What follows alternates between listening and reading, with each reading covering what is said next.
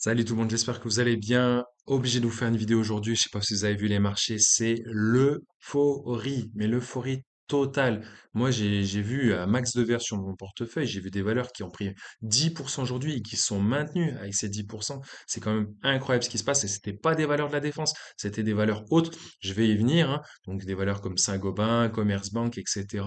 C'est un truc de dingue. Et donc du coup, c'est ce qu'on appelle l'euphorie. Et donc l'euphorie. Est-ce que c'est bon pour les marchés? Est-ce que ou c'est de l'excès et du coup demain est-ce qu'on va voir rouge comme hier hein, parce que vous avez remarqué lundi c'était vert vert vert, hier c'était rouge rouge rouge et aujourd'hui c'est de nouveau vert vert mais très très vert. Là actuellement alors je vous parle le CAC 40 il a 8173 points, il a pris plus de 1,5% aujourd'hui. Le futur CAC 40 il est en cours, il a plus 2% à 8225 points. Le SBF 120 pareil plus 1,68%. Le DAX 40 plus 3,38% aujourd'hui. Donc c'est ce qu'il avait fait lundi puis après il avait recourgé de 3% et là il a repris de 3,38%. Aujourd'hui, c'est énorme. Moi, ça faisait longtemps que j'avais pas vu un indice comme ça prendre 3% en une séance. En général, c'est les indices américains qui font ça. Et donc, les indices américains actuellement, le Dow Jones cote actuellement à plus 0,53 à 42 748 points. Le S&P 500 qui cote à plus 0,39% et il cote actuellement à 5 800 points. On va y revenir en fin de vidéo. Et enfin, le Nasdaq 100, pas le Nasdaq Composite, il est à 20 424 points et il prend actuellement 0,32%. Donc, ce que je vais vous proposer dans cette vidéo, c'est de faire un suivi de différentes valeurs pour savoir si justement il serait judicieux de les garder ou de les vendre, parce que ça, c'est le problème de tout investisseur investi en bourse. Bon, il y en a qui se disent oui, c'est long terme, faut laisser couler. Et puis quand ça corrige de 5-10% derrière, bah là, on se dit mince, on aurait dû vendre. C'est mon cas il y a un an avec LVMH, où j'avais plus 30% de plus-value, et il a fallu que j'attende au moins 6 mois pour que ça revienne de nouveau en plus-value et que je me fasse un petit 12 ou 13% de plus-value sur ma valeur. Donc là, j'ai pas envie d'avoir à nouveau à subir ça. Et donc, on va faire le point ensemble sur certaines de mes valeurs. Mais avant de continuer, bien sûr, n'hésite pas à mettre un pouce bleu vers le haut, ça m'aide pour le référencement, ça aide pour continuer, pour garder ma motivation, pour la renforcer. Et surtout, abonne-toi si ce n'est pas déjà fait. Vous êtes plus de 50% à me regarder, vous n'êtes pas abonné. Cliquez sur ce petit bouton en bas à droite, s'il vous plaît. Merci beaucoup de votre soutien. Ça m'aide pour la suite et pour faire du travail de qualité. Alors bien sûr, je suis obligé de vous parler de cette valeur, hein. Comment ne puis-je pas vous parler de cette valeur? Bien sûr, Commerzbank. Commerzbank, eh ben, c'est actuellement ma plus belle valeur. Je suis à plus 26,5% sur mon PEA. Donc là, nous sommes en mensuel et on peut voir qu'il y a eu des hauts et des bas et que ces plus belles années ont été dans les années 2000-2010 où justement elle était montée jusqu'à plus de 300 euros, même 328 327 € exactement. Et donc, voilà, ça nous permet de voir des résistances. Donc, j'en avais décidé une, tracé une autour des 23,27 €, comme vous pouvez le voir ici. Et puis, on avait une autre détectée ici en mensuel à 38,40 € et une autre à 63,14 €. Maintenant, si on s'intéresse en hebdomadaire, voilà, tendance haussière de long terme, on est bien sorti du canal haussier comme je vous l'avais décrit. Alors moi je vous rappelle, moi je suis rentré aux alentours de 18 € sur cette valeur. Et justement, on se rapproche de cette résistance et du coup, que fait-on? Est-ce que je garde ou est-ce que je vends? Ça, c'est la grande question du jour. Vu la bougie comme elle est énorme, on pourrait penser que c'est un excès, mais je ne pense pas. Je pense qu'il y a encore du potentiel. Donc là, on est en hebdomadaire. Voilà, vous avez vu la prochaine résistance, pardon, elle est à 38,40 € Donc je pense que l'on peut éventuellement viser les 38,40 €. Alors les plus prudents prendront peut-être la moitié en bénéfice, hein, pourquoi pas. Et finissons également en hebdomadaire pour voir s'il n'y a pas une structure de retournement. Là, clairement, je n'en vois pas. Il y a eu un petit gap haussier. Voilà, et la bougie, elle est franchement verte. Voilà, il y a un joli corps. Il y a eu combien de volume? C'est pas écrit ici, je vais vous l'afficher. Hop, je vous l'affiche tout de suite. Tac. Voilà, les volumes du jour, c'est quand même été de plus de 10 millions, voilà, 11 millions, 26 000 titres échangés aujourd'hui.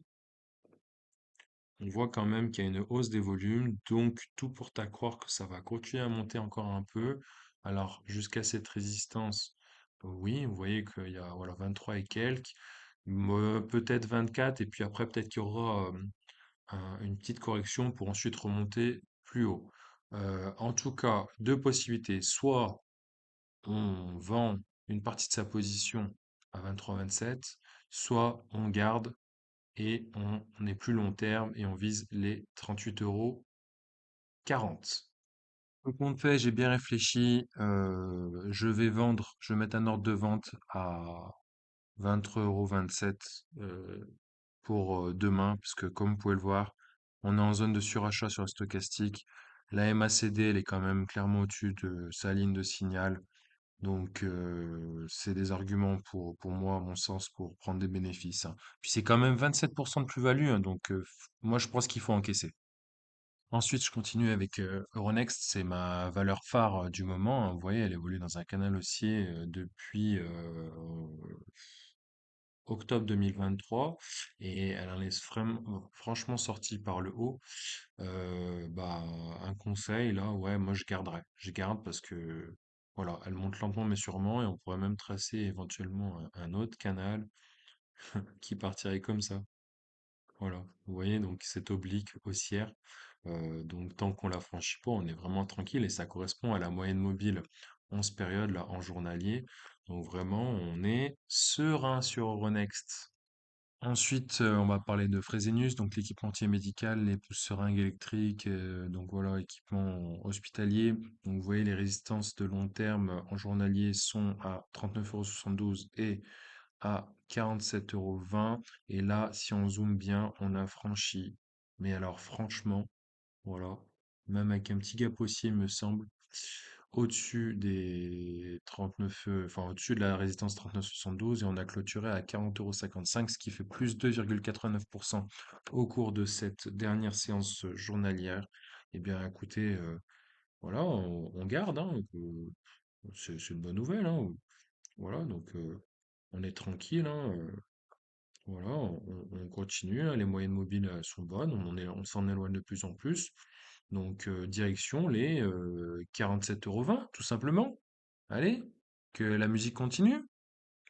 Ensuite, toujours en Allemagne, BASF, le leader chimique mondial, hein. Vous voyez, les résistances, elles reviennent, voilà, les prochaines résistances, elles datent de 2022, comme on peut le voir ici, donc à 51,42 € et à 55,55 €.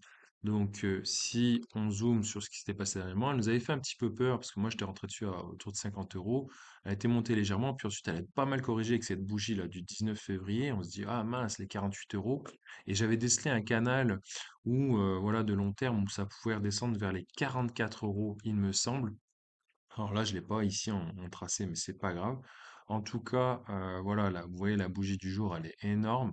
Et donc, bah là, j'ai envie de vous dire, direction les 55,55 €, hein, tout simplement, hein, prochaine résistance.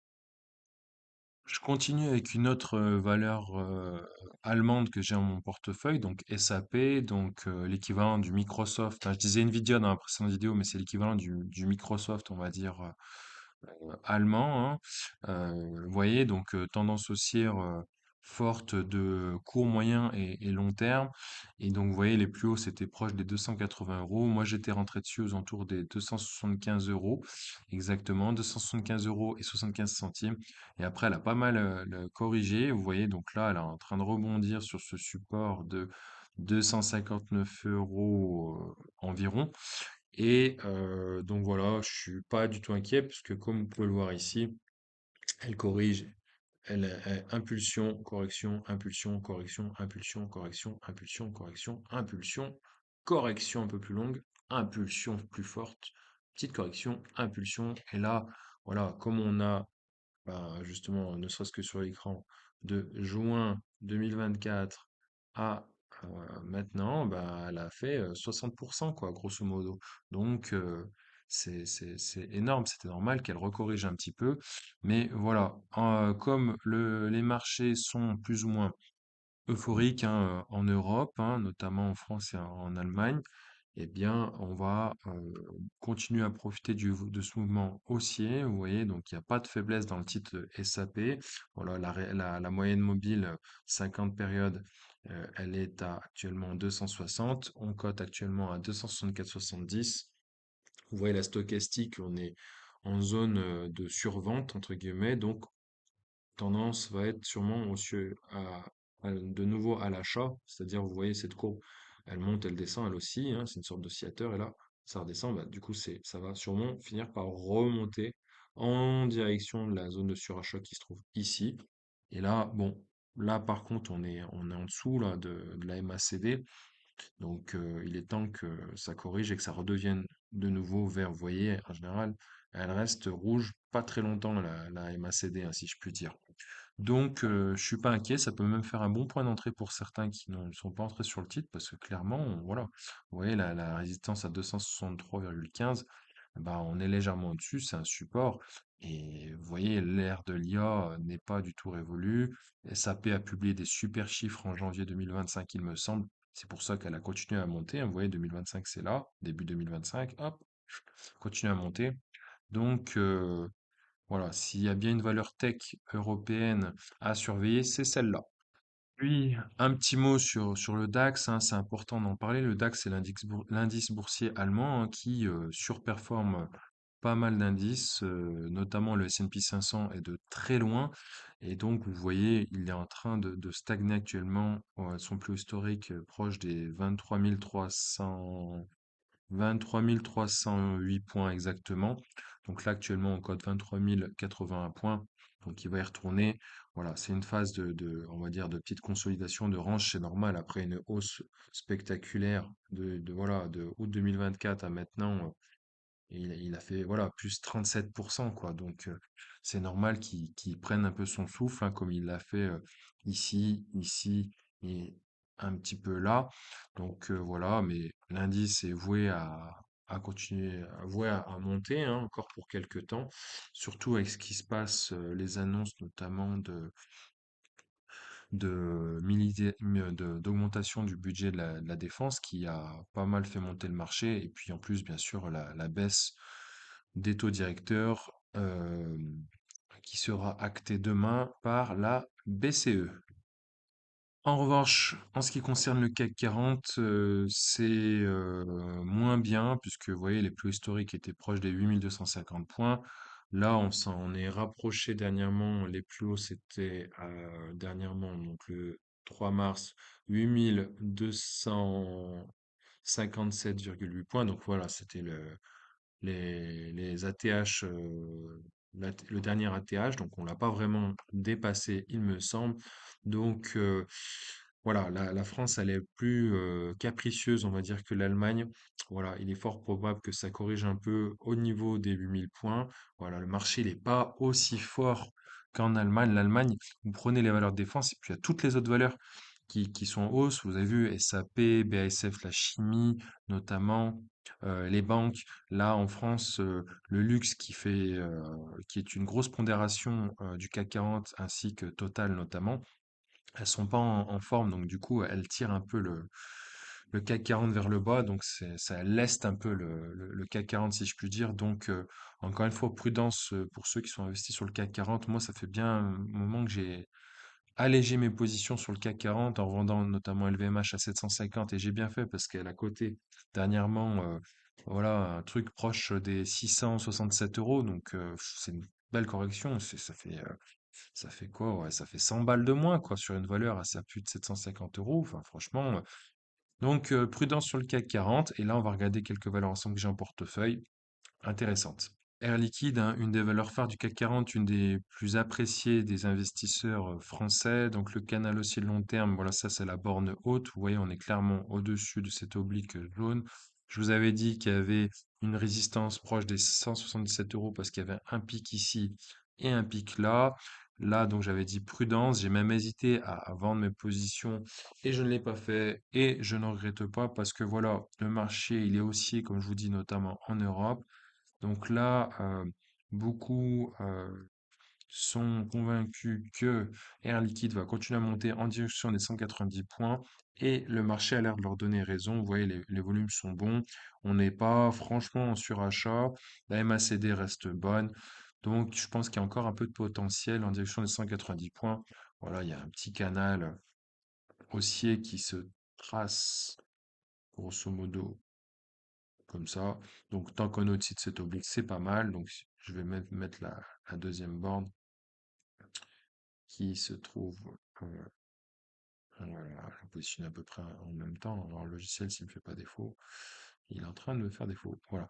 Bon, voilà. Donc, on a l'air d'être au milieu de ce canal et bah, que la fête continue, tout simplement. 190 points. Allez, go!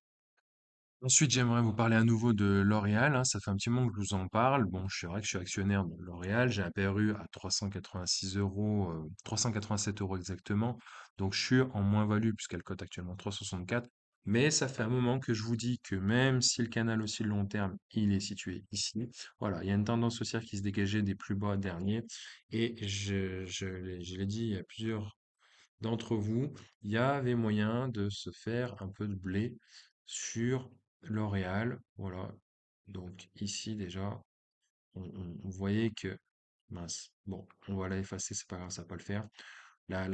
L'oblique baissière, elle a été clairement franchie depuis, voilà, depuis début 2025. Donc, ouais, elle a oscillé, mais les plus bas sont de plus en plus hauts.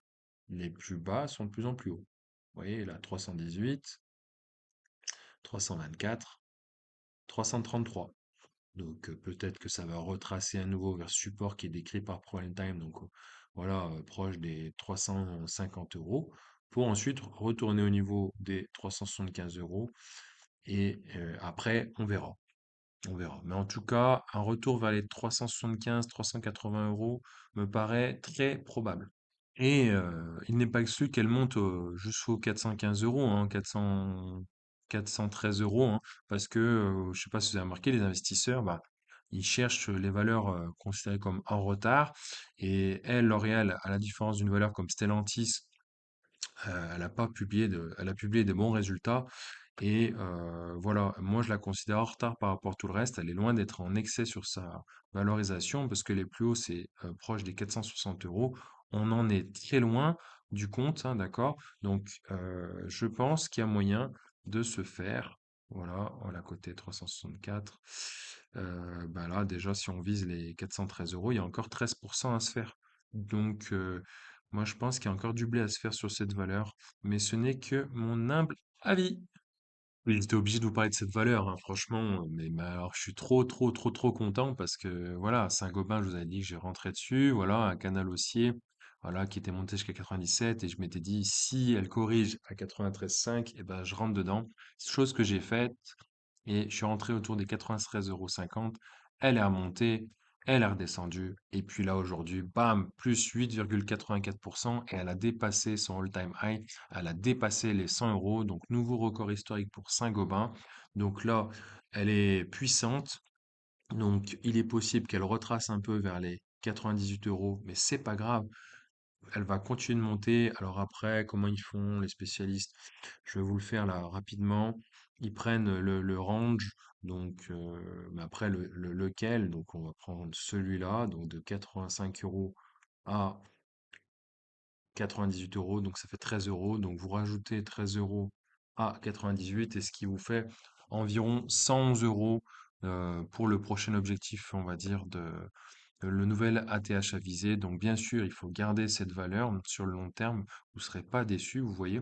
D'autant plus que les valeurs du BTP sont en train de monter. Il y a Vinci qui est monté jusqu'à 117 euros. Il y a FH aussi également qui est monté. Il y a Bouygues aussi qui est monté, mais dans une moindre mesure. Prudence également, hein, elles font partie toutes du CAC 40, comme je vous disais.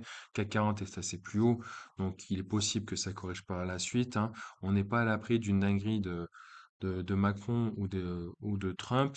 Donc, sans compter, bah voilà, les marchés, ça reste technique, hein. Il y en a des gens qui jouent des millions, voire des milliards sur ces marchés financiers. Donc, ce sont eux qu'on appelle les grosses mains et donc ils sont libres de revendre à tout moment des positions sur les futurs CAC 40.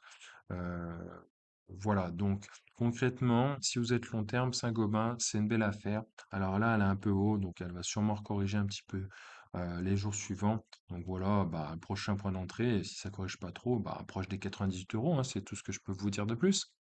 Et puis, que la fête continue. Pour ceux que ça intéresse également, bah, j'étais rentré fin janvier sur Jerónimo Martins, hein, donc une valeur portugaise éligible au PEA. Donc c'est l'équivalent de notre Danone à nous, on va dire. Et vous voyez, ben, elle revient de très loin. Donc en août 2024, elle a été versée plus bas et puis elle a gagné de août 2024 à maintenant 36%. 36%, donc super. Et du coup, moi, j'étais rentré dessus vers à 19,44 € de PRU exactement. Donc, elle avait corrigé par la suite. Et puis, je vous avais dit que si elle dépassait franchement les 20 euros, eh bien, la fête allait continuer pour un petit moment. Donc, c'est ce qui s'est passé parce que les 20 euros sont à peu près ici et ça les a clairement franchis. Donc là, on a clôturé à 20,62 €. Donc, c'est plusieurs séances qu'on est au-dessus de 20 euros. Donc, ça fait en séance journalière 1, 2, 3, 4, 5, 6, 7, 8 séances journalières au-dessus de ce seuil des psychologiques des 20 euros, donc, qui est également une résistance, à la résistance de juillet 2024, hein. Donc, on n'avait pas atteint ces plus hauts depuis juillet 2024. Donc, prochain objectif, ProRentime me décrit 21,96, puis 22,92. Bon, clairement, faut rester optimiste, hein. Voilà, elle revient de loin et elle lentement mais sûrement, un peu comme Euronext. Donc, il n'y a pas de raison qu'elle n'aille pas en direction des 22 euros, puis des 23 euros, et puis à plus long terme aux 26 euros. Je vous donne également un petit peu mon avis sur Total, hein, parce que Total, elle est quand même très plébiscitée, hein. Beaucoup d'entre nous ont du Total Énergie en portefeuille, notamment pour ses dividendes trimestriels. Bon, je vous l'avais dit, hein, tant qu'elle sort pas de ce gros rectangle, bah, il se passera pas grand-chose en fait. Donc, vous voyez, elle était remontée proche des 60 euros. Et là, elle est actuellement à 56 euros, 55,98 exactement. Et bah, elle va continuer à osciller jusqu'aux 60 euros. Et le jour où elle repassera vraiment 60 euros, bah, là, on pourra aller chercher de nouveau plus haut. Mais la limite basse, faut clairement pas qu'elle sorte en dessous des 54,61 €, chose qu'elle a déjà faite par le passé et certains sont rentrés sous les 52 € et félicitations à eux. Mais voilà, ça reste quand même une valeur de long terme, notamment pour ses dividendes. Elle se maintient dans le temps proche des 50-60 euros dans le temps avec des dividendes. Donc là, on a plus de 3 euros de dividendes annuels, donc ce qui fait plus de 5% actuellement de rendement grâce à ce coupon qui est le dividende et les plus hauts historiques, je vous rappelle, voilà, proche des 67 euros après détachement du dividende, hein. Là, on a pris en compte les dividendes dans ce graphique. Donc, encore une valeur bon père de famille, mais à la différence de Air Liquide ou de Euronext, c'est plutôt une valeur de défense. Vous voyez, elle aussi très peu, entre 55 et 60 euros. Enfin, j'aimerais terminer sur les États-Unis, hein, car bah, les États-Unis, ce sont la locomotive de la bourse, hein, la locomotive mondiale. Ouais, donc elle va pas fort en ce moment, mais c'est normal, c'est une correction. Après une hausse aussi forte et constante, c'était normal que ça corrige. Et donc, vous voyez, on arrive en bas de ce canal haussier de long terme. Donc, il est fort probable que ça rebondisse un peu. Vous voyez la preuve, ça, voilà. Vous voyez, j'ai pas fait exprès. Vous voyez, ça s'est bien arrêté là. Donc, c'est alors que j'avais pris ces points-là en fait, hein. Donc, vous voyez, je triche pas. J'avais pris ces points-là en me disant c'est un bon canal aussi de long terme. On va voir. Et ben, comme par hasard, ça rebondit pile dessus. Donc, les grosses mains font le marché et vous voyez, ils vont rebondir sur cette borne basse du canal haussier. Donc, est-ce que la baisse du S&P 500 est finie? Peut-être bien. Est-ce qu'il faut recharger bah, ceux qui sont ETF, DCA à long terme? Oui, je leur suggère. Alors après, ça dépend de l'ETF. Moi, j'ai l'ETF ESE de BNP. Voilà, elle cote actuellement à 26,76 €. Il est fort possible que demain, elles sont encore un peu basses, mais bon, tergiversez pas trop entre 26,76 et 27 euros. Ça peut être un bon point d'entrée puisque vous voyez, on est clairement en bas de canal, hein, c'est l'analyse graphique qui veut ça. Après, est-ce qu'elle va remonter rapidement en haut du canal, donc ce premier canal? Donc déjà, faut franchir ces résistances, hein, c'est pas gagné. Donc la première, donc voilà, 5827, la deuxième, 5997, et la troisième, 6109, donc proche des plus hauts historiques. Mais néanmoins, si je prends en termes de points du S&P, voilà, il y a 5% à se faire. Donc oui, là, je pense que ça va revenir prochainement au cours de ce printemps, rapidement vers voilà, retour des 6000 points. Après, je peux me tromper, si c'est pas ce printemps, ben, ça sera avant la fin de l'année, je suppose, parce qu'il n'y a pas de signe en faveur d'une récession. Il n'y aura pas de baisse de taux de la Fed pour le moment. Néanmoins, le S&P 500, lui, il n'est pas lesté par le luxe, mais il est lesté par des valeurs comme Nvidia. Donc, tant qu'Nvidia corrigera, elle est actuellement autour des 115 euros, il me semble, 115 dollars, pardon. Donc, bah, elle peut retracer jusqu'aux 100 dollars, hein, faut pas se leurrer. Mais ensuite, elle va sûrement remonter, parce que Nvidia, ça reste quand même le leader des puces pour l'intelligence artificielle, hein. Il n'a toujours pas été détrôné, et pour preuve, Intel chute également. Donc ça, c'est une histoire de marché, hein, de plus ou moins, on va dire, de spéculation. Donc, voilà, dès qu'NVIDIA va remonter, ça va faire du bien au S&P 500. Les valeurs comme Tesla, bah Tesla, voilà, c'est très volatile, donc ça aussi, ça peut jouer. Meta reste en forme, et puis les valeurs comme Google, Amazon et qu'on appelle ça, Microsoft, elles sont, voilà, elles sont en train de corriger un petit peu après des parcours assez sympas au cours de ces derniers mois et dernières années. Donc tout ceci est strictement normal, tout ceci est sain pour le marché. Donc pas de panique. Il y en a qui ont vu rouge sang au cours de ces derniers jours sur les ETF. Pas de panique, vous voyez, on arrive en bas de canal. Et donc il y a une impulsion proche des 5% qui nous attend. Donc voilà, une première semaine de mars riche en émotions, journée verte, journée rouge, de nouveau journée très verte avec notamment un DAX plus de 3%. Moi, franchement, je sais pas en pourcentage combien j'ai fait. Si, je peux vous le dire, j'ai fait exactement plus 2,4% sur mon portefeuille sur l'ensemble de mes valeurs, notamment avec ma baisse de mon ETF où je suis à moins 9% sur mon ETF qui représente en gros quasi un quart de mon portefeuille. Donc voilà, c'est incroyable, incroyable. N'hésite pas à t'abonner, à liker, à partager, puis je te dis à plus pour de nouvelles aventures. Ciao, ciao.